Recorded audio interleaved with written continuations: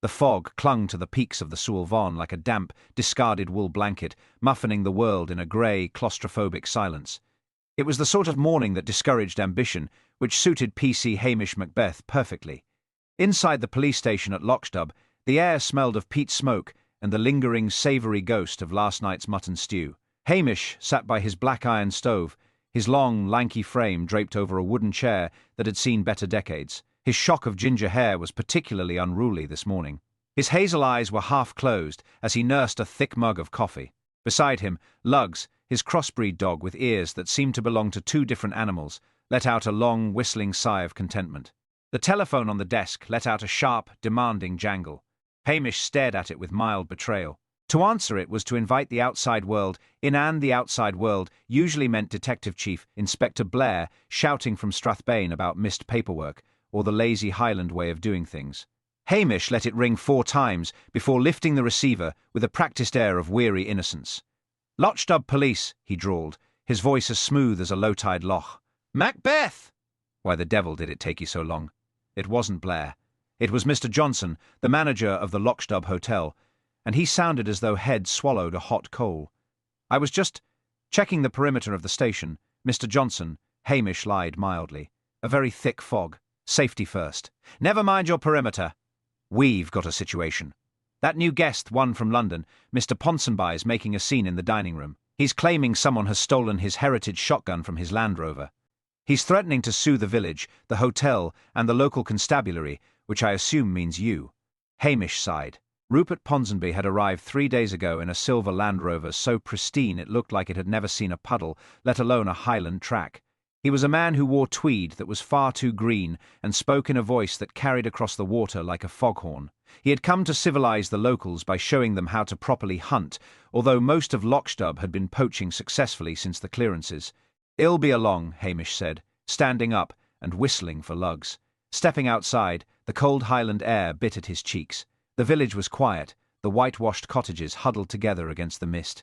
As he trudged toward the hotel, he noticed a flash of colour, a bright red sports car parked haphazardly near the pier, dripping with condensation. It didn't belong. It was loud, expensive, and impatient, much like its owner likely was.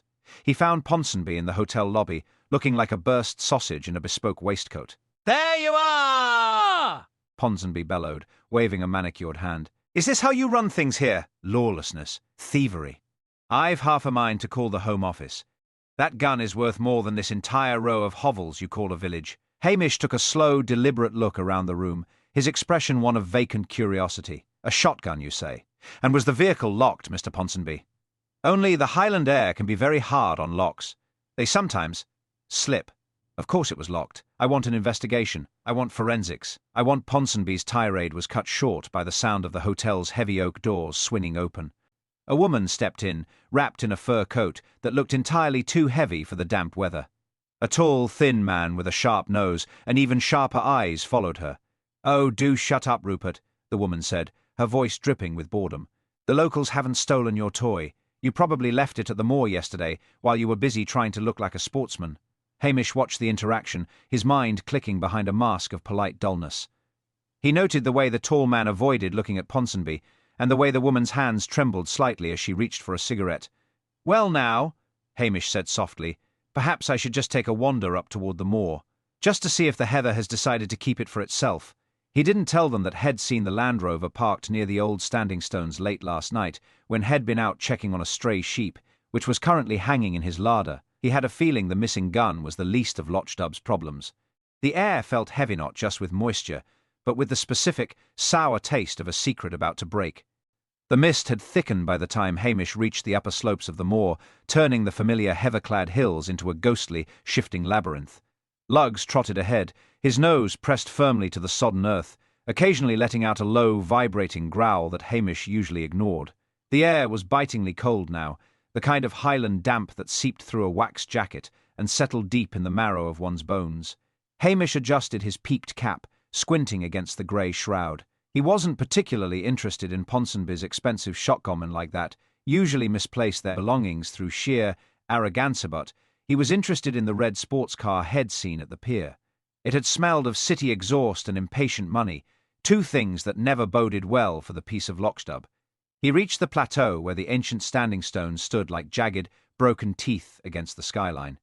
This was where Ponsonby had been practicing his marksmanship, likely scaring every grouse within 5 miles into the Mex County. Hamish wandered toward a dip in the ground, a natural hollow protected from the worst of the wind. He expected to find a discarded silver flask, or perhaps a box of expensive shells. He did not expect to find Rupert Ponsonby's Land Rover tilted at a precarious angle, its front wheels buried in a peat bog. Now, how did he manage that? Hamish muttered to Luggs, a man with a 4-wheel drive and the brains of a turnip. As he approached the vehicle, he noticed the driver's side door was open wide. The interior was splattered with mud, and the pristine leather seats were ruined. But it wasn't the mud that caught Hamish's eye. It was the shotgun. It hadn't been stolen at all. It was jammed vertically into the soft peat a few yards from the car, acting like a macabre grave marker. And slumped at the base of that marker was a figure that certainly wasn't Rupert Ponsonby. It was the tall, thin man from the hotel one, with the sharp nose who had arrived with the woman in the fur coat. He was dressed in exquisite silk-lined city clothes that were entirely unsuitable for a Highland Moor. He looked absurdly out of place, like a mannequin dropped from a great height. He was also very dead. The man was seated upright against the shotgun, his head tilted back at an unnatural angle. There was no blood, no sign of a struggle, and certainly no wound from the weapon behind him. Instead, his face was a startling shade of blue-purple, his eyes bulging with a look of terminal surprise. Wedged firmly into his open mouth was a large, raw Highland potato. Hamish stood back, his face a mask of mild, weary professional interest, though his heart gave a small, uncomfortable thump. This wasn't just a death, it was a statement. In the Highlands, killing a man was a grave sin, but humiliating him in death was a local specialty. He took a slow turn around the scene, careful not to disturb the soft peat. Luggs stayed back, whining low in his throat, his hackles raised. "A potato, Luggs," Hamish whispered. Someone wanted him to bite off more than he could chew. Or perhaps they just wanted him to finally shut up. He looked at the man's hands. They were soft, the nails manicured, but there was a faint, dark smudge on the right index fingering, perhaps. Or grease. Hamish leaned closer, sniffing the air. Beneath the scent of damp earth and the metallic tang of the moor, there was something else. A faint, cloying whiff of expensive perfume, the same heavy, floral scent the woman in the fur coat had been wearing. Hamish felt the familiar, heavy weight of an impending headache. A dead Sassenach on the moor meant only one thing: the arrival of the big men from Strathbane. Within hours, the quiet hills would be swarming with white-suited technicians and shouting detectives who wouldn't know a peat bog from a puddle. His peaceful day of poaching and coffee was officially over, replaced by the grim reality of a murder that felt uncomfortably personal to the village. He reached into his pocket and pulled out his radio, but paused before keyed the mic. He looked down at the dead man again. The man had no coat, despite the freezing fog. He had come out here in a hurry, or perhaps he had been led. And there was the Land Rover issue. If Ponsonby was back at the hotel complaining about a stolen gun, how had his car ended up here with a dead stranger? "It's going to be a long week, Luggs," Hamish sighed. He finally pressed the button. Lochdub to base. "Come in, McLean. We've got a body on the moor near the stones. And McLean, tell them to bring a shovel, and maybe a cookery book. We've got a victim who's died of a surfeit of root vegetables." He stood there in the shifting fog, a solitary, lanky figure against the ancient stones, watching the road below. He knew exactly what would happen next. The peace would be shattered by sirens, and the air would soon be thick with the smell of DCI blares, cheap cigarettes, and even cheaper insults. Hamish looked at the potato once more, his mind already beginning to sift through the gossip he'd heard at the post office yesterday. Someone in Lochdub had a very dark sense of humour, and an even darker grudge. The peace of the Highland Moor didn't just break. It shattered under the weight of 3 black police sedans that tore up the single-track road like a cavalry charge of angry beetles. Mud sprayed from the heather as the cars lurched to a halt near the ancient stones, their sirens giving a final, dying yelp that sent a flock of startled crows spiralling into the grey sky. Hamish stood perfectly still, his hands deep in his pockets and his expression carefully blank, watching the lead car door fly open with enough force to nearly take it off its hinges. Out stepped Detective Chief Inspector Blair, his face already an alarming shade of mottled plum that rivaled the victim's complexion. "Macbeth!" Blair roared, his voice echoing off the Swilvan. He stomped through the peat, his polished city shoes sinking instantly into the muck, with a wet, squelching sound that clearly didn't improve his temper. "What in the name of God have you done now? I leave you alone for 5 minutes in this godforsaken heap of rocks, and you manage to produce a corpse with a vegetable in its mouth. Good morning to you too, sir, Hamish said mildly, his voice a soft, rhythmic contrast to Blair's abrasive bark. It's a fine, damp day for an investigation. I was just keeping an eye on the scene, making sure the local sheep didn't trample any evidence. Blair reached the edge of the hollow and came to a dead stop, staring at the body slumped against the shotgun. He let out a long, wheezing breath that smelled of stale cigarettes and cheap peppermint. Behind him, Detective Sergeant Anderson and a handful of weary-looking constables from Strathbane scrambled to set up a perimeter take, their movements frantic under Blair's bulging gaze. "Look at this!" Blair spat, gesturing wildly at the dead man. "A professional hit? A gangland message? And you're standing there looking like you've forgotten how to tie your own laces. Who is he, Macbeth? And don't tell me he's a local, because even the idiots in Lochdub have better taste in suits than that." "He's a guest at the hotel, sir," Hamish replied, his eyes tracing the line of the perimeter tape. "Arrived with a Mrs. Lucinda Davenport and a Mr. Rupert Ponsonby. The name on the register was Arthur Vayner, so I am told, though he didn't look much like a Vane when I saw him earlier. More like a man who was looking for something he couldn't find." Blair's eyes narrowed until they were mere slits in his puffy face. Vane. Never heard of him. Probably some London lawyer came up here to play at being a gentleman. And the potato? Is that some sick Highland joke, Macbeth? Are you starting a new tradition of stuffing tourists before burying them? "I couldn't say, sir, but it is King Edward. Very flowery. Good for roasting, usually." Blair turned on him, his finger stabbing the air inches from Hamish's nose. "Don't you get clever with me, you ginger-haired peasant. This is a high-profile murder.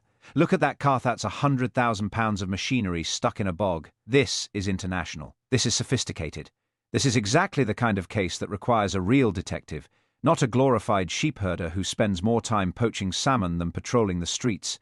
Hamish took the insult with a polite, vacant nod. He knew that the more incompetent Blair felt, the more he would shout, and the more he would shout, and the more he shouted, the less he would actually see. Already, Blair was looking at the Land Rover, his mind clearly racing toward the most obvious, and likely incorrect, conclusion. "It's Ponsonby," Blair announced, clapping his hands together as if the case were already closed. "He's the one who reported the gun stolen, isn't he? A classic double bluff. He kills his business partner, stuffs a potato in his gob to show his contempt, and then calls the police to complain about a theft. It's a textbook. Anderson, get down to that hotel and bring Ponsonby in. I want him in a cell in Strathbane before lunch." "Sir," Hamish interjected softly, "Mr. Ponsonby was in the hotel dining room when the body was found, and he seemed very genuinely distressed about his car. Perhaps we should consider ill do the thinking." Blair bellowed, his face turning an even deeper shade of purple. "I'll do what you're told, which is stay out of my way. Go and direct traffic or something. Better yet, go back to your station and make sure the stove doesn't go out. Leave the real police work to the men who know how to use a radio." Hamish watched as Blair turned his back, already barking orders at the forensics team who were delicately trying to remove the potato from the victim's mouth. The DCI was so focused on his grand theory of corporate greed and obvious suspects that he hadn't noticed the way the grass was flattened in a narrow trail leading away from the Carno toward the road, but toward the steep, rocky crags of the mountain. Nor had he noticed the small silver earring lying half-buried in the mud near the driver's side door. Hamish whistled softly for lugs. He had been dismissed, which was exactly what he wanted. While Blair spent the afternoon bullying Rupert Ponsonby in an interrogation room, Hamish would be free to do some real investigating. He would go where the official police never thought to look, into the kitchens, the back bars and the front parlours of Lochdub, where the real truth was always served alongside a hot cup of tea. "Come on, lugs," Hamish whispered, as they began the long walk back down the hill. "Let's go see what the village has to say about Mr. Vane's last meal. I have a feeling the postmistress might know more about potatoes than DCI Blair ever will." The roar of DCI Blair's sirens eventually faded into a rhythmic, distant wail as the official police convoy snaked its way down the glen toward the hotel. Hamish stood for a moment longer on the ridge, the damp Highland wind whistling through his ginger hair. He watched the white-suited forensics team huddled around the Land Rover like a cluster of panicked mushrooms. They were looking for DNA and fingerprints, but Hamish knew they were looking for the wrong kind of evidence. In Lochdub, a crime was rarely about a stray hair or a drop of blood. It was about the slow, simmering resentments that brewed over kitchen tables and the way a person held their tea. "Well, lugs," Hamish said, clicking his tongue, "let's leave the experts to their science. I think it's time for a bit of a wander." He took a shortcut down the heather-choked slope, avoiding the main road where Blair's men were busy making themselves unpopular. By the time he reached the village, the morning mist had lifted just enough to reveal the whitewashed cottages of Lochdub huddled together along the waterfront. The air here was differential tier and currently smelling of frying onions from Patel's curry shop. Hamish didn't head for the hotel. Instead, he made a direct line for the post office. Mrs. Kennedy, the postmistress, was the unofficial keeper of Lochdub's conscience and its most reliable source of unverified intelligence. She was currently leaning over her counter, her spectacles perched on the end of a nose that had spent 40 years sniffing out scandal. "A terrible business. Hamish," she said before Head even closed the door. "A man was found dead with a potato in his mouth. And a King Edward, I hear. From Mrs. McLean's garden, no doubt. She's the only one who grows them that size this late in the season." Hamish leaned against the counter, looking as though he had all the time in the world and very little brain to fill it with. "Is that so, Mrs. Kennedy? And how would a stranger like Mr. Arthur Dead Gentleman get his hands on one of Mrs. McLean's prize spuds? He didn't look like the sort to go digging in the dirt." "He didn't have to," she whispered, her voice dropping to a conspiratorial hiss. "He was at the hotel bar 2 nights ago, arguing with that woman in the fur. Lucinda, they call her. Loud as a peacock and twice as vain. They weren't just guests, Hamish. They were looking for something. He was asking everyone about the old ruins up by the Moor ones the Forestry Commission fenced off last year." "The old croft?" Hamish asked, his interest sharpening behind his sleepy gaze. "There's nothing there but stones and stinging nettles." "That's what I told him," Mrs. Kennedy sniffed. "But he was insistent, said he had family connections. Then yesterday, he got a letter. Not through the post hand-delivered. A grubby little envelope. He turned white as a sheet when he read it and marched straight out to that red car." Hamish nodded slowly. "And who delivered this letter, Mrs. Kennedy?" "I didn't see the face, but I saw the boots. Dirty, yellow rubber Wellingtons. The kind the Gillis wear." Hamish thanked her and wandered outside. He felt a gnawing hunger in his stomach. Blair's arrival had cheated him of his breakfast. He drifted toward the Lochdub Hotel, not through the front entrance where the police cars were parked, but through the kitchen at the rear. Jessie, the cook, was a woman of formidable temper and even more formidable scones. She was currently slapping dough onto a floured board with unnecessary violence. "Sit down, Macbeth," she barked, not looking up. "I suppose you want to know about the dead man's dinner?" "I wouldn't say no to a scone while I listen, Jessie," Hamish said, sliding into a chair. She shoved a warm, buttered scone toward him. He didn't eat dinner. He spent the whole evening in the bar with that Ponsonby fellow. They were drinking expensive malt and talking about investments, but it wasn't a friendly talk. Ponsonby looked like he wanted to throttle him. And then the woman came in, Lucinda 1.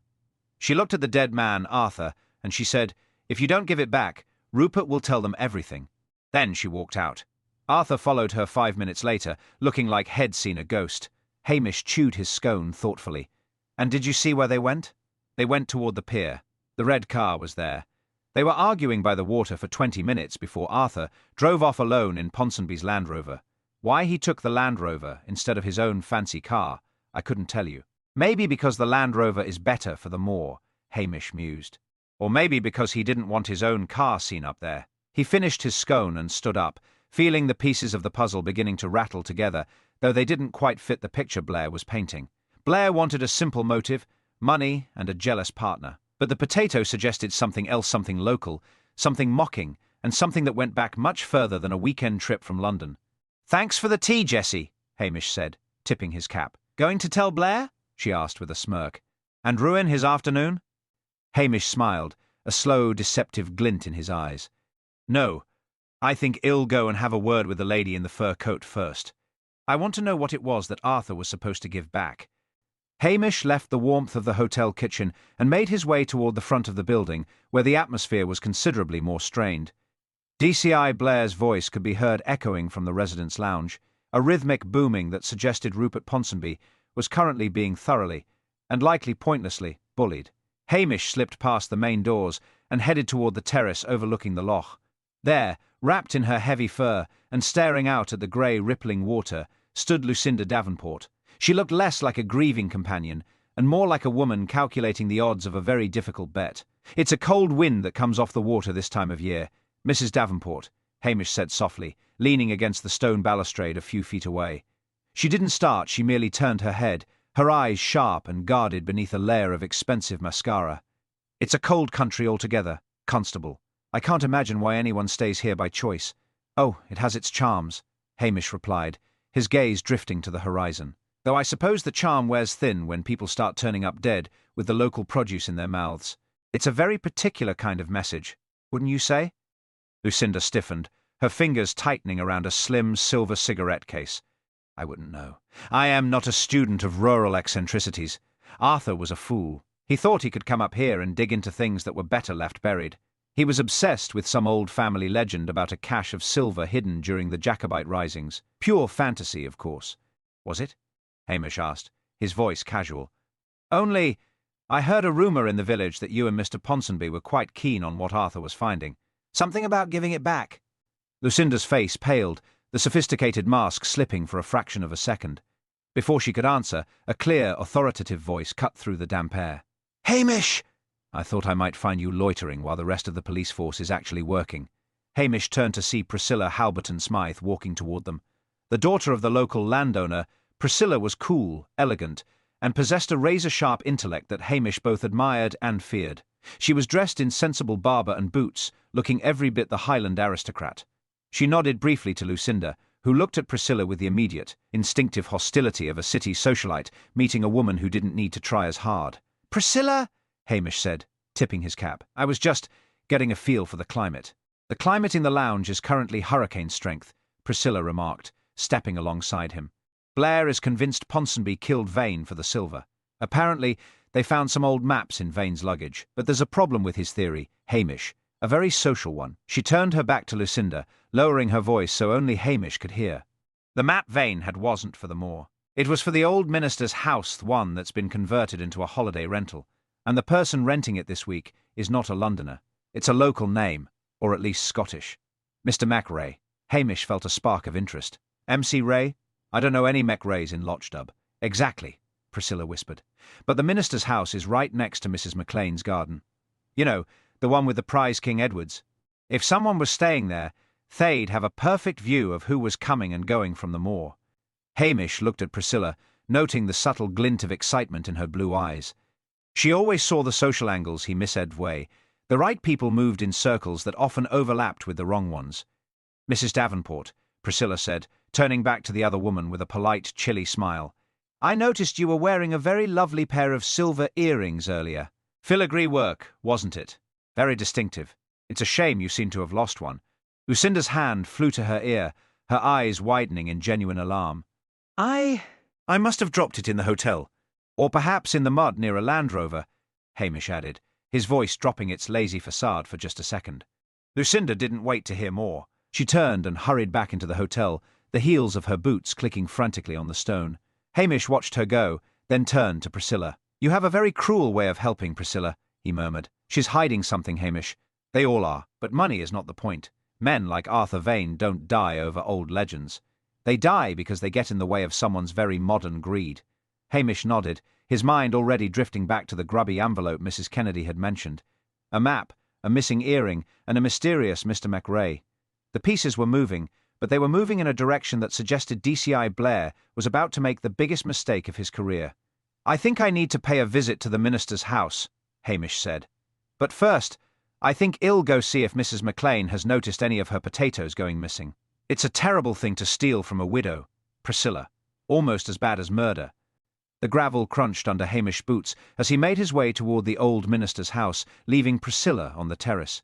The air was turning sharper, the kind of cold that suggested snow might follow the fog by nightfall. Lugs trotted faithfully at his side, occasionally pausing to sniff at a frost-covered tuft of grass.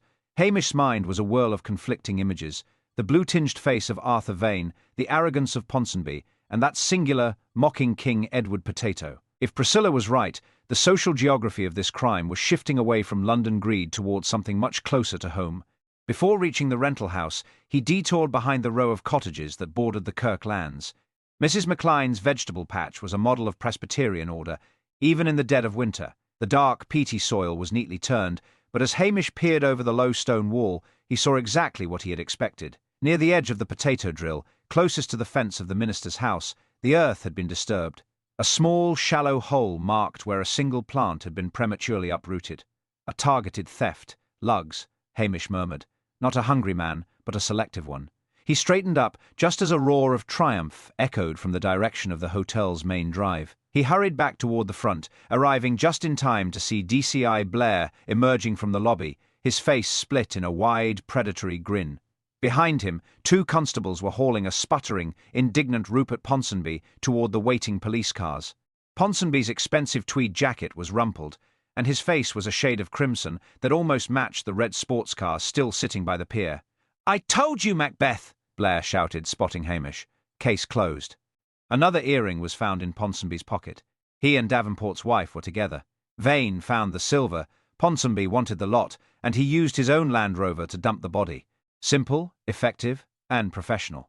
Not that Yow'd understand any of that. "The earring was in his pocket, sir," Hamish asked, his voice dripping with a feigned wide-eyed wonder. "Now, isn't that a stroke of luck for the police?" "Luck? It's called thoroughness." Blair sneered, slamming the car door on Ponsonby's protests. He was trying to hide it. "We're taking him to Strathbane for a full confession. You can go back to your poaching, Macbeth.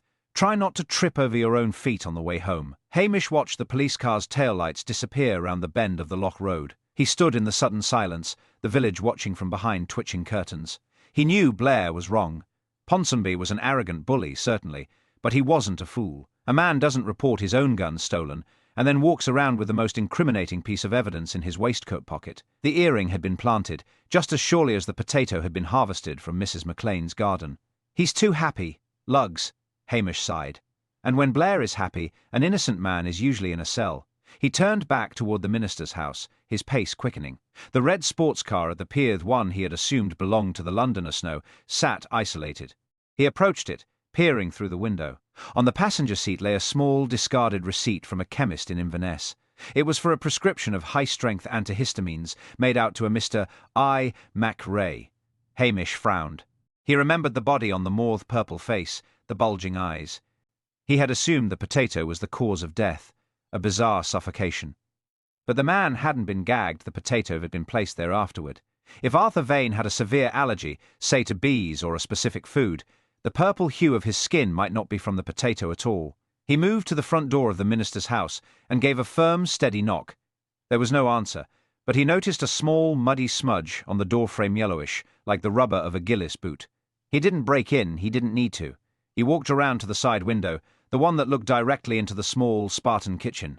On the table sat a single, grubby envelope, identical to the one Mrs. Kennedy had described. It was open. Beside it was a local map, but it wasn't marked with Jacobite silver. It was marked with the locations of several private salmon runs along the river. Hamish felt a cold shiver that had nothing to do with the Highland wind. Arthur Vane hadn't been looking for treasure. He had been looking for a man, and that man, the mysterious Mr. Macrae, was no stranger to these parts. He was someone who knew exactly which garden grew the best potatoes and exactly how to make a Londoner look like a murderer. The trap was set long before the fog rolled in, Hamish whispered to the empty air. And Blair walked right into it, dragging Ponsonby with him. He realized then that the killer wasn't fleeing. The killer was still in Lochdub, likely sitting in a warm kitchen, watching the police leave with the wrong man.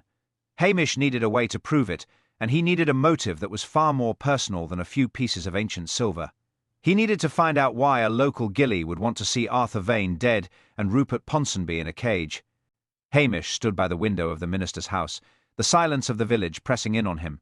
The receipt for antihistamines and the map of salmon beats didn't suggest a treasure hunter. They suggested a man with a very specific, very dangerous vulnerability. He turned away from the glass, his mind racing through the local registers. There was no MC Ray in Lochdub, but names in the Highlands had a way of shifting like the mist. MC Ray was often the Gaelic equivalent of Son of Grace, or sometimes a name adopted by those wanting to disappear into the heather. He whistled for lugs and began walking toward the harbour, his long strides eating up the distance. He needed to talk to someone who didn't care about the police, or the tourist Somione who saw the world through the bottom of a glass and the end of a fishing line. He found Angus Maclean, the oldest gillie in the district, sitting on a weathered crate by the pier, mending a net with gnarled, salt-cracked fingers. "Aye, Macbeth," Angus grunted without looking up. "Blair's gone, then?" took the loud Englishman with him. A lot of noise for a man who couldn't tell a salmon from a sea trout. "He took Ponsonby, Angus," Hamish said, leaning against a rusted bollard. "But I think he took the wrong man. Tell me, do you remember a lad named MC Ray? Or maybe someone who left the village 30 years ago with a grudge as big as Ben?" Angus paused, his needle hovering over the nylon mesh. He squinted at the loch, his eyes milky with age but sharp with memory. There was a Mac Ray, Ian Mac Ray. His father was the head gillie for the Halberton Smythes before the current lot took over. A proud man, but he was dismissed without a pension when a London lawyer claimed Head been stealing from the estate. The lawyer's name was Vane. Arthur Vane's father. Hamish felt the click of a key in a lock. And what happened to the boy? Ian, he was a clever lad. Allergic to the very hills he walked couldn't stand a bee sting or a bit of shellfish without turning blue. He swore Head come back and take what was owed. He went south, they said. Became a chemist or some such in the city. But the Highlands never let go of a man who feels he's been cheated. A chemist, Hamish repeated softly. The receipt in the red car wasn't for a patient, it was for a professional who knew exactly how to manipulate a biological reaction. And the silver, Angus? Was there ever any truth to it? Angus let out a dry, wheezing laugh. The only silver in these hills is the scales on a fresh-run fish. But if you wanted to lure a greedy man like Arthur Vane to a lonely spot on the moor, a story about Jacobite gold is the best bait there is. Hamish thanked the old man and turned back toward the village. The motive wasn't money, it was the oldest Highland currency of all revenge. Arthur Vane had been lured to Lochdub with the promise of his father's lost treasure, only to find the son of the man his father had ruined. The potato wasn't just a gag, it was a mocking tribute to the peasant status Vanes father had used to dismiss the Mac Rays. And the earring? A simple bit of theatre to ensure arrogant Ponsonby took the fall, leaving the real killer to walk away. But where was Ian Mac Ray now? He wouldn't be in the minister's house, and he wouldn't be at the hotel. Hamish looked up at the mountains. The yellow Wellingtons Mrs. Kennedy had seen weren't just for the moor, they were for the water. He remembered the map of salmon strikes. There was a small, isolated fishing hut 3 miles up the river, hidden in a deep gorge where the water ran black and cold. It was a place where a man could wait for the fog to return, watching the road for the moment the police finally cleared out. "He's not finished, Lugs," Hamish whispered. "He's waiting to see the red car gone, and he's waiting to see me go home." Hamish didn't go to the station. He didn't call Strathbane. He knew Blair would only laugh and tell him to stop dreaming fairy tales. Instead, he took his old service revolver from the locked drawer in the kitchen. He rarely Tuckedan checked his pockets for a torch. The sun was beginning to dip behind the peaks, casting long, jagged shadows across the glen. The undercurrent of darkness he had felt that morning was rising now, thick as the peat smoke. He struck out toward the river path, keeping low against the tree line. He wasn't the stupid policeman Blair thought he was, and he wasn't the lazy poacher the village saw. He was a man who knew every inch of this land. And he knew that a cornered man with nothing left but a 30-year-old grudge was more dangerous than any London criminal. The shadows stretched long and thin across the river path, turning the rushing water of the Andub into a ribbon of hammered silver. Hamish moved with the silent, rhythmic gait of a man who had spent his life stalking the wild places of the Highlands. Beside him, Lugs was a ghost in the gloaming, his paws making no sound on the damp moss. Hamish knew the fishing hut well. It was a small, stone-built shelter perched on a rocky shelf above the black pool, where the current swirled into a deep, treacherous eddy. It was the perfect spot for a man who wanted to remain invisible while he watched the world conclude its business below. As he approached the gorge, the sound of the river grew to a dull roar, masking the crunch of his boots. He didn't approach the hut directly. Instead, he circled around the high side, crawling through the wet heather until he could look down onto the roof. A faint, nearly imperceptible wisp of blue smoke rose from the chimney-not peat, but the sharp chemical scent of a small camping stove. The killer was there, settling in, confident that DCI Blair's victory parade back to Strathbane had left the coast clear. Hamish reached into his pocket and pulled out the grubby envelope he had taken from the minister's house. He had a plan, one that relied entirely on the arrogance of a man who thought he was the only clever player in the glen. He didn't need a gun for this. He needed the weight of the village's collective silence. He stood up, no longer hiding, and walked down the slope toward the hut's heavy timber door. He didn't knock like a policeman. He kicked a loose stone, letting it clatter against the wall. The door creaked open just an inch. A pair of eyes, sharp and laden with a frantic, intellectual energy, peered through the gap. "The police have gone," a voice whispered, a voice that was cultivated, precise, and entirely lacking a Highland lilt. "You should be at the hotel, Constable, celebrating the arrest of the Londoner." "Aye, they've gone," Hamish said, leaning comfortably against the doorframe, his hands tucked into his belt. He looked for all the world like a man stopping by for a casual chat about the weather. "Blair is very happy with himself. He thinks the silver earring is the finest bit of detective work since Sherlock Holmes. But then, Blair doesn't know much about the Mac Rays. Does he, Ian? The door swung wider, revealing a man in his early 50s. He was dressed in a Gillis rough woolens, but the yellow Wellingtons were clean now, and his hands were the pale, steady hands of a scientist. In his right hand he held a heavy iron poker, though he held it more like a scalpel than a club. "You're smarter than you look, Macbeth," Ian MacRae said, his lip curling in a thin, cold smile.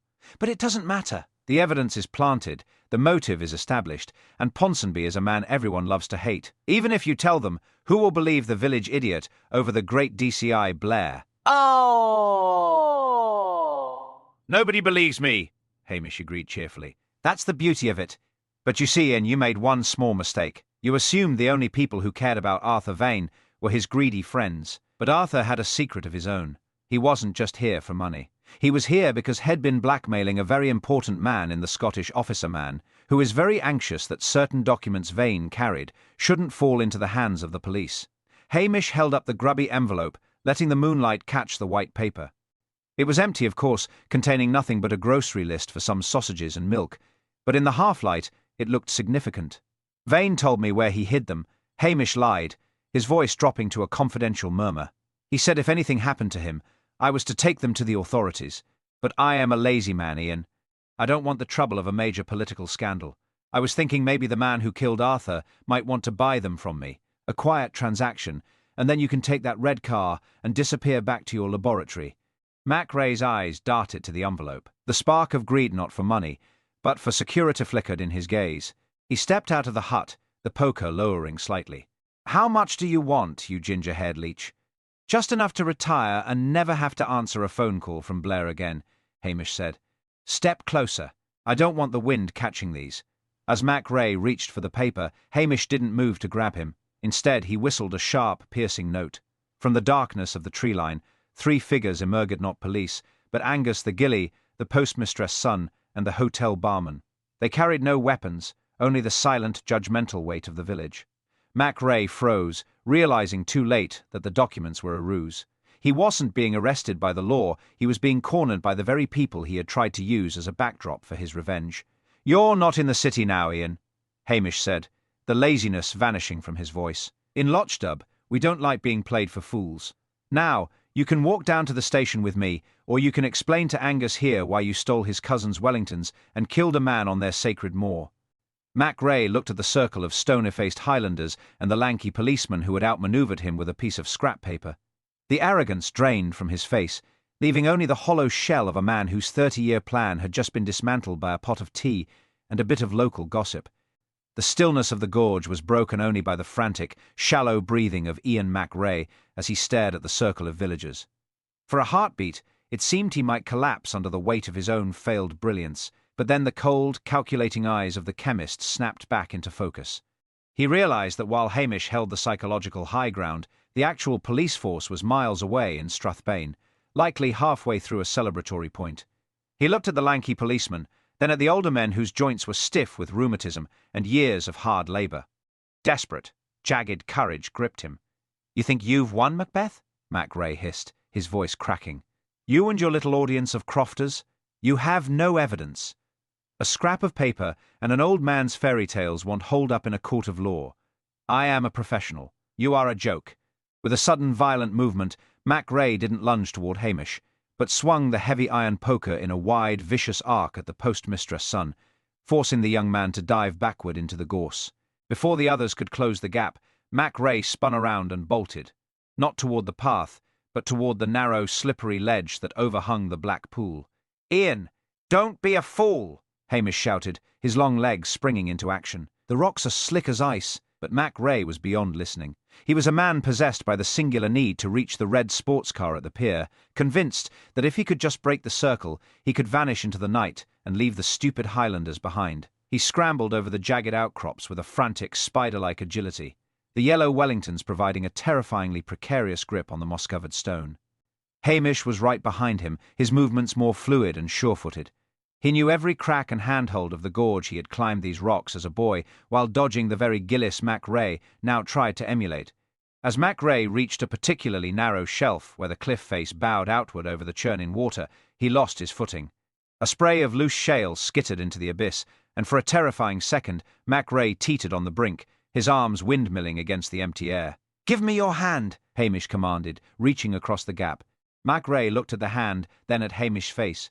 Even in the grip of death, the old resentment flared. He didn't take the hand instead. He swung the poker one last time, aiming for Hamish's head. Hamish ducked, the iron whistling inches above his cap, and the momentum of the missed blow carried Mac Ray further toward the edge. His left boot slipped on a patch of frozen lichen, and with a strangled cry, he tumbled backward. He didn't fall into the water. Instead, his coat snagged on a twisted ancient rowan tree that clung stubbornly to the cliffside. He dangled there, suspended over the roaring black pool, the fabric of his Gillis woolens groaning under his weight. Below him, the river hungered, the dark water white with foam where it smashed against the boulders. "Lug, stay!" Hamish ordered the dog, who was barking frantically at the ledge. Hamish lowered himself onto his stomach, sliding his chest over the cold stone until his arms were dangling over the edge. He could see Mac Ray's face. It was no longer the face of a cold-blooded killer or a brilliant chemist. It was the face of a terrified child, the purple hue of his features returning as the exertion and the cold triggered the very allergic asthma he had spent his life trying to medicate. "Hold on, Ian," Hamish said, his voice steady and calm, the absolute authority of the law finally asserting itself. He gripped Mac Ray's wrists, his large, rough hands locking like iron manacles. With a grunt of effort that strained every muscle in his back and shoulders, Hamish began to haul the man upward. It was a slow, agonizing process. The rowan tree creaked, its roots groaning in the thin soil. The villagers reached the ledge above, Angus and the others grabbing Hamish's legs to provide an anchor. Inch by inch, the killer was dragged back from the precipice. When Mac Ray's chest finally hit the solid earth of the path, he collapsed into a fit of violent coughing, gasping for air that wouldn't come. Hamish didn't waste a second. He pulled a pair of rusted, but functional, handcuffs from his belt and snapped them onto Mac Ray's wrists. "You're under arrest for the murder of Arthur Vane," Hamish said, breathing hard, his ginger hair plastered to his forehead with sweat. He looked at the broken man on the ground, then at the silent villagers who stood around them in the moonlight. Adrenaline was fading, replaced by a deep, weary sadness. The mystery was solved, the killer was caught, and the dark undercurrent of the moor had been brought into the light. But as Hamish looked toward the village lights in the distance, he knew the hardest part was still to come. He had to find a way to give this victory to DCI Blair without making it look like he'd actually done any work. The trek back to Lochdub was a somber procession. Mac Ray, now silent and wheezing, was flanked by Angus and the others, while Hamish walked slightly behind, his mind already weaving the delicate web required to protect his peaceful life. By the time they reached the village, the headlights of DCI Blair's car were visible near the hotel. Apparently, the DCI had returned to collect some forgotten paperwork, or perhaps to gloat one last time over the red sports car before it was impounded. Hamish stopped the group in the shadows of the old boat shed, away from the prying eyes of the hotel guests. "Angus, go and tell the DCI that you found this man wandering near the Black Pool," Hamish instructed, his voice low and urgent. "Tell him he looks suspicious and was carrying a map. When Blair starts shouting, and he will just look confused and say you thought he might be a poacher. Don't mention the chase on the ledge, and for the love of all that's holy, don't mention me." Angus gave a slow, knowing nod, a glint of Highland mischief sparkling in his tired eyes. The villagers moved off, leading a defeated Mac Ray toward the glare of the police lights. Hamish stayed in the darkness, Luggs sitting patiently at his heel, watching the scene unfold. True to form, Blair's voice soon erupted, a rhythmic barking that carried across the water. "What's this? Another one? And you found him where? Near the murder scene?" Hamish watched as Blair descended upon Mac Ray like a vulture on a fresh carcass. The DCI's face transformed from annoyance to a sudden, predatory triumph as he realized this bedraggled man in the Gillis woolens fit his secondary theory of local accomplices perfectly. Within minutes, Blair was directing his constables to search Mac Ray, discovering the receipt and the map that Hamish had strategically left in the man's pocket during the struggle. "Aha! A chemist, is it? MC Ray? Or should I say the real mastermind?" Blair's roar of laughter was a hideous sound in the quiet night. "I knew there was more than this Ponsonby buffoon. It's a conspiracy, a local conspiracy to defraud the gentry. Excellent work, Blair, excellent work." Hamish waited until Blair had finished his self-congratulatory dance and began shoving Mac Ray into the back of a van. Only then did Hamish emerge from the shadows, strolling toward the chaos with his hands in his pockets and a look of vacant, sleepy surprise on his face. "Oh, hello, sir," Hamish drawled, tilting his cap. "I see you've caught another one. Busy night for the Strathbane police, indeed. Blair turned on him, his chest puffed out so far, his waistcoat buttons looked ready to fly off like shrapnel. Caught another one? I've solved the whole thing, Macbeth. While you were likely at home dreaming of sheep, I've uncovered a complex revenge plot involving local history and chemical expertise. This man is the killer. Ponsonby was just a useful idiot. I'll have a commendation for this, maybe even a transfer to the Edinburgh headquarters. Edinburgh, Hamish repeated, a look of genuine horror crossing his face that Blair took for admiration. A big city like that. You'd be very busy there, sir. Lots of paperwork. Lots of high-ranking officials to keep happy. It sounds very demanding. It's what I was born for, Blair snapped, though his eyes widened slightly at the mention of paperwork. Unlike you, I have ambition. I don't belong in a place where the highlight of the week is a stolen potato. You can have your quiet little village back, Macbeth. I am taking the glory and the headache to the city. Well, sir, if you're sure, Hamish said, sounding appropriately humble. I wouldn't want to stand in the way of a brilliant detective and his promotion. I'll just go back to my station and file the report that says that I was mostly occupied with the hotel's complaints about the cold. Blair didn't even bother to respond. He climbed into his car, slamming the door and signalling the convoy to move. As the tail lights vanished around the curve of the loch, taking the noise, the drama, and the threat of Hamish's promotion with them, the silence of the Highlands rushed back in to fill the void. Priscilla Halberton-Smythe stepped out from the hotel porch, her arms crossed over her chest. She had watched the entire performance from the shadows of the veranda. "You really are a terrible man, Hamish Macbeth," she said, though her voice held a note of amused respect. "You let that man take credit for your work, just so you can stay in this drafty station with a dog and a pot of stew." "It's not just the stew, Priscilla," Hamish replied, looking out at the Sewell Vaughan, which was now draped in moonlight. "It's the peace. Edinburgh is a very foggy place. I don't think I'd like the air there at all." He tipped his cap to her and turned toward his station, his long shadow stretching ahead of him. The mystery of Arthur Vane was over, and as far as the official records would show, PC Hamish Macbeth had played no part in its resolution. He was just the local policeman who had missed the excitement, and that was exactly how he intended to keep it. The following morning, the sun broke through the Highland mist with a rare, golden brilliance, turning the waters of Lochstub into a shimmering sheet of sapphire. Last night's sirens and screams felt like a fever dream that had evaporated with the frost. Hamish Macbeth stood at his small kitchen window, watching a pair of oyster-catchers pick their way along the shoreline. The police station was quiet, save for the rhythmic thumping of Lug's tail against the floorboards and the comforting hiss of the kettle on the stove. Hamish poured a thick stream of dark coffee into his favourite chipped mug. He had slept the sleep of a man with a clear conscience and a secure tenure. In Strathbane, DCI Blair would currently be basking in the glow of a press conference, spinning a yarn about high-stakes forensics and his own legendary intuition. By now, the name Macbeth would be nothing more than a footnote in the margins of the official report, a name associated with minimal assistance provided by local personnel. A soft knock at the door preceded the arrival of Priscilla Halberton-Smythe. She was dressed for travel, a sleek leather bag slung over her shoulder. She smelled of expensive soap in the crisp morning air. "I am heading back to London, Hamish," she said, leaning against the doorframe. "I thought I'd say goodbye before the village returns to its usual state of deceptive slumber." "It's a long drive, Priscilla," Hamish replied, offering her a seat. "You'll be wanting a coffee before you go." She sat, her eyes scanning the modest room. "I spoke to my father this morning. He's relieved about the silver nonsense being put to bed. He always knew there was no Jacobite treasure on our land, but he didn't like the idea of Londoners digging holes in his grouse moors." She paused, her gaze narrowing. "He also mentioned that a certain Gillis family was once treated very poorly by the estate. He's decided to quietly reinstate a pension for the remaining Mac-Ray cousins. I suspect you might have had something to do with that suggestion." Hamish took a slow sip of his coffee, his expression one of mild, bovine innocence. "Me?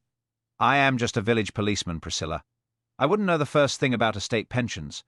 I just mentioned to him that a bit of local goodwill goes a long way in keeping the peace." Priscilla smiled, a sharp, knowing tilt of her lips. "And the potato?" Blair told the reporters it was a ritualistic gangland signature. "I told him He'd been watching too many American films. It was a King Edward," Hamish said softly. "The Mac-Rays were proud people. To be called a peasant is one thing, but to be ruined by a man who thinks he's your better that stays in the blood. Ian Mac-Ray didn't just want Vane dead, he wanted him to choke on the very dirt his father had looked down upon. It's a sad thing, revenge. It's a fire that burns the house down just to keep the ghost warm." They sat in silence for a moment, the weight of the mystery finally settling into the past. Priscilla stood up, smoothing her skirt. Blair is definitely getting that promotion, you know. He's already talking about his metropolitan future. You've managed to save your own skin once again by letting a fool wear the crown. I like my skin exactly where it is, Hamish chuckled. In Lochdub, with salt air and hills. Edinburgh is fine for some, but I've a pot of stew on the stove and a dog that doesn't like the sound of city traffic. After Priscilla left, her car a fading hum in the distance, Hamish whistled for lugs. They walked down to the pier, where the red sports car was being loaded onto a tow truck. The village was bustling now. Mrs. Kennedy was sweeping the front of the post office, and the curry house was already venting the scent of cardamom into the breeze. The Sassenach intrusion was over, the wound in the village's peace already beginning to knit itself back together. Hamish found a comfortable spot on a weathered bench overlooking the loch. He reached into his pocket and pulled out a small silver filigree earring, one Priscilla had mentioned, and the one he had found after Blair had already planted the other. He looked at it for a second, the delicate metal catching the light, then flicked his wrist. It traced a bright silver arc through the air before vanishing into the deep, dark waters of the loch with a tiny, clean splash. There was no need for extra evidence now. The killer was caught, the credit was assigned, and the secrets of the moor were safely tucked away beneath the heather and the peat. Hamish stretched his long legs out in front of him, closing his eyes against the warmth of the sun. He had no paperwork to do, no bosses to placate, and no mysteries to solve. For now, he was just PC Hamish Macbeth, the laziest policeman in the Highlands, exactly where he wanted to be. "Come on, lugs," he murmured, standing up as the village clock chimed the hour. "I think there's a salmon in the river with my name on it, and it would be a crime to keep it waiting.